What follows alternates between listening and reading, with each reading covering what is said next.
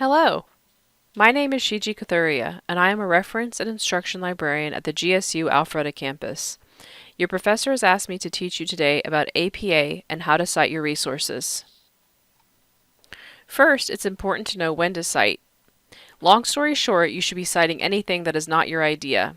This includes when you paraphrase another author, including summarizing a passage or rearranging the order of a sentence, when you use a specific idea introduced by an author, when you use facts or figures that are not common knowledge, or when you use the exact words of an author in your paper. Please keep in mind that paraphrasing is the preferred choice when writing. Direct quotations are rare and only reserved for exact definitions, or when an author writes something that is very unique or memorable. So what does this have to do with APA? The American Psychological Association style is commonly used for citing references in the social science disciplines. This means that the APA has developed a specific style on how to provide credit to authors when you're writing your paper. Please keep in mind that when we are discussing APA in this tutorial and in this course, we are referring to the publication manual of the APA 7th edition.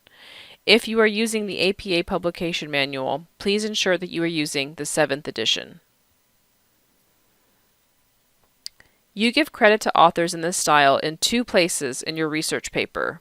First, in text, which is within your paper next to the sentence that you've typed, and then at the end of your paper in a full reference list.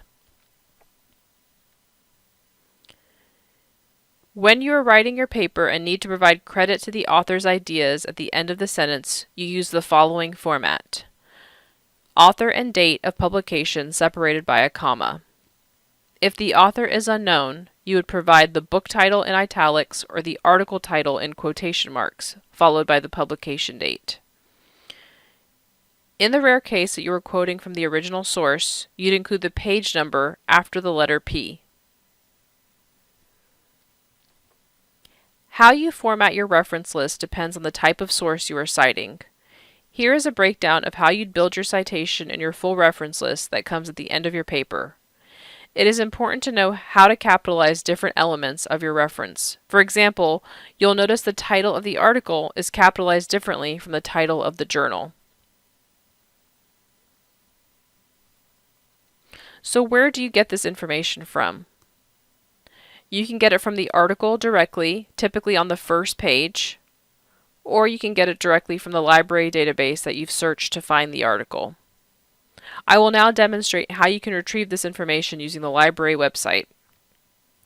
Say, for example, you are retrieving articles from the library database PsycInfo. I will conduct a search for current peer-reviewed articles on a sample topic.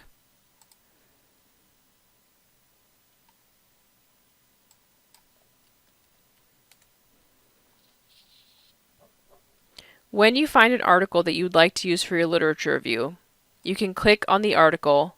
You will open the article and pull the information for your reference list from this page. You'll find the author name, the journal title, the date it was published, and the publisher, as well as additional information. But to make it even easier for you, over here you will see a Cite button. Here is where you can get an example of an entry for your reference list.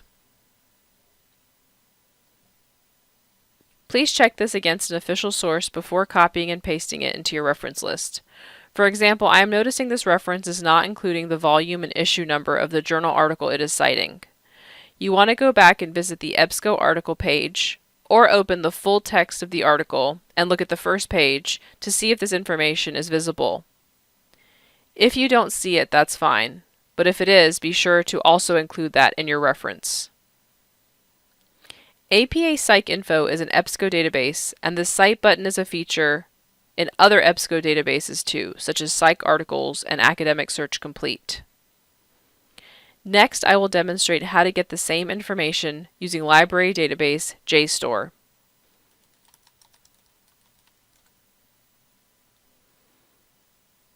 In JSTOR, the search result will have a button next to it called Cite this item.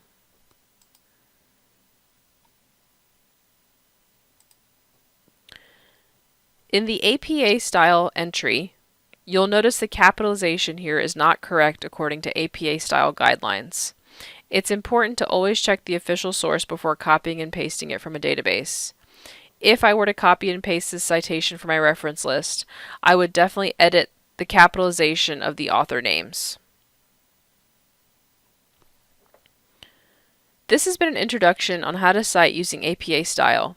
Please keep in mind there are a lot of additional videos and resources posted in the content section for your course in iCollege. Those videos provide more detail and examples of how to cite, how to format your reference page, and how to contact the GSU Library or the Writing Studio. Please don't hesitate to contact me if you need any additional help. I am available for online research appointments. Thank you. I look forward to hearing from you.